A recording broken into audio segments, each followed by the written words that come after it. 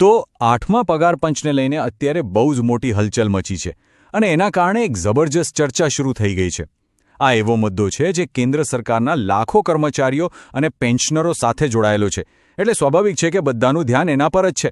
તો ચાલો જોઈએ કે આખી વાત છે શું. પણ જે સવાલ અત્યારે બધાના મગજમાં ચાલી રહ્યો છે એ છે કે શું ખરેખર કર્મચારીઓના પગારમાં આટલો મોટો ઉછાળો આવી શકે છે? અને આ બધી ઉત્સુકતા છે ને એ ફક્ત એક જ આંકડાની આસપાસ ફરી રહી છે. હા, આ છે નંબર 3.25. અત્યારે જેટલી પણ ચર્ચાઓ અને માંગણીઓ થઈ રહી છે એ બધી આ એક જ નંબર પર આવીને અટકી છે. પણ આ 3.25 છે શું? એનો મતલબ શું થાય? અને કેમ અચાનક આટલી બધી વાત થઈ રહી છે એની? ચાલો સમજીએ. તો ચાલો 8મા પગાર પંચના આ મોટા સમાચારને સમજીએ. થયું છે એવું કે એક નવી અને ખૂબ જ દમદાર માંગણીએ આખી ચર્ચાનો માહોલ જ બદલી નાખ્યો છે. જુઓ, અત્યાર સુધી બધા એમ જ માનતા હતા કે પગાર વધારો થશે, પણ એક લિમિટમાં. પણ હવે જે વાત બહાર આવી છે ને એ સાવ અલગ છે. એવું કહેવાય છે કે કર્મચારી સંઘોએ એક એવો મોટો આંકડો માંગ્યો છે કે જે ખરેખર આખી ગેમ જ બદલી શકે છે. પણ એ મોટા આંકડાને સમજતા પહેલા એક શબ્દ સમજવો બહુ જ જરૂરી છે: ફિટમેન્ટ ફેક્ટર. આખી પગાર વધારાની ગણતરીનો હીરો કહો કે આત્મા આ જ છે. એકદમ સિમ્પલ છે. ફિટમેન્ટ ફેક્ટર એટલે એક ગુણાંક. સમજો કે એક નંબર જેનાથી તમારા બેઝિક પગારને ગુણાકાર કરવામાં આવે.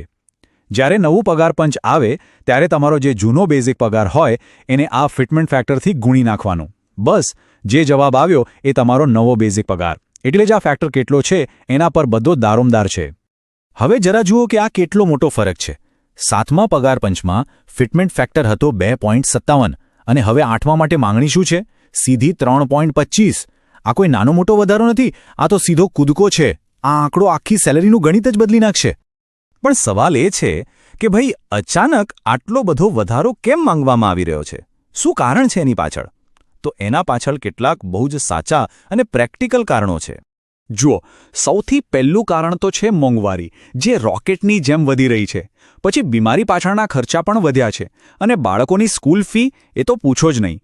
તો કર્મચારી સંઘોનું કહેવું એમ છે કે જીવન જીવવાનો ખર્ચો જ એટલો વધી ગયો છે કે હવે આટલો પગાર વધારો તો જોઈએ જ જોઈએ. એ જરૂરી બની ગયું છે.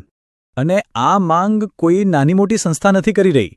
National council of joint consultative machinery એટલે કે NCJCM, આટલી મોટી સંસ્થા આની આગેવાની કરી રહી છે. અને એ લોકો બસ હવે તૈયારીમાં જ છે કે સરકાર સામે આ 3.25નો પ્રસ્તાવ ઓફિશિયલી મૂકી દે. ઓકે, તો હવે એ વાત કરીએ જેની બધા રાહ જોઈ રહ્યા છે. માની લો કે સરકારે આ માંગ માની લીધી, તો પગાર પર એની શું અસર થશે? કેટલા પૈસા વધશે? સીધો 58,500 રૂપિયા. જો 3.25નો ફિટમેન્ટ ફેક્ટર લાગુ થાય તો કેન્દ્ર સરકારના કર્મચારીનો ઓછામાં ઓછો બેઝિક પગાર આટલો થઈ શકે છે. વિચાર કરો, જે કર્મચારીઓ નીચલા સ્તરે છે એમના માટે આ કેટલી મોટી રાહતની વાત હશે. અને આ વધારો એટલો મોટો છે કે મીડિયામાં તો એમ પણ કહેવાઈ રહ્યું છે કે જો આ થઈ ગયું ને તો સરકારી કર્મચારીઓની તો લોટરી લાગી જવાની છે. આ એક વાક્ય જ બતાવે છે કે આ કેટલી મોટી વાત છે. અને મજાની વાત તો એ છે કે આ ખાલી બેઝિક પગારની વાત નથી. અસલી ગેમ તો એ છે કે જેવો બેઝિક પગાર વધે એટલે એની સાથે જોડાયેલી બધી વસ્તુઓ, જેમ કે મોંઘવારી ભથ્થું એટલે કે DA, ઘરભાડું ભથ્થું એટલે કે HRA, અને હા, પેન્શનની ગણતરી પણ, બધું જ ઓટોમેટિક વધી જાય. મતલબ કે એક જ ફેરફારથી આખા સેલરી સ્ટ્રક્ચર પર અસર થશે. સારું, તો હવે આગળ શું? આખી પ્રોસેસ કેવી રીતે આગળ વધશે? કઈ કઈ તારીખો મહત્વની છે? ચાલો કેટલીક જરૂરી તારીખો નોંધી લઈએ. 25 ફેબ્રુઆરી. આ દિવસે NCJCMની દિલ્હીમાં મીટિંગ છે જેમાં આ પ્રસ્તાવને ફાઇનલ ટચ અપાશે.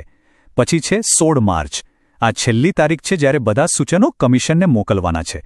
અને સૌથી ઇમ્પોર્ટન્ટ 1 જાન્યુઆરી 2026. આ એ તારીખ છે જ્યારથી 8મા પગાર પંચની ભલામણો લાગુ થશે. તો છેલ્લે સવાલ પાછો ત્યાં જ આવીને ઊભો રહે છે.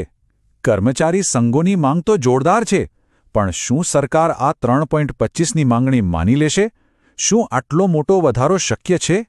આ એવો મોટો સવાલ છે જેનો જવાબ તો હવે સમય જ આપશે. ચાલો જોઈએ આગળ શું થાય છે.